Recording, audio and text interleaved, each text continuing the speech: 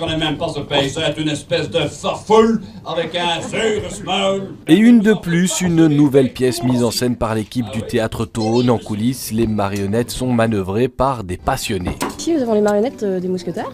Donc nous avons Athos, Porthos et Aramis. Si pour le public des spectacles rien ne change, pour celui des musées Tone, un nouvel espace flambant neuf est achevé.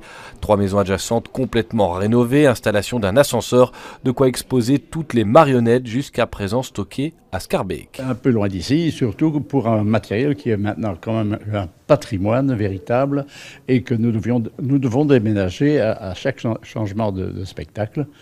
Et alors là, comme il pleut parfois à Bruxelles, comme vous savez, quand on arrive avec des mousquetaires tout mouillés sur la scène, c'est embêtant. Hein. L'enveloppe des travaux dépasse le 1 million d'euros, issus des comptes de la région et de Belle-Iris, au nom du rayonnement de la capitale et du bruxelleers, un langage de moins en moins pratiqué. La dérision, hein, la zouance, comme disent les Français.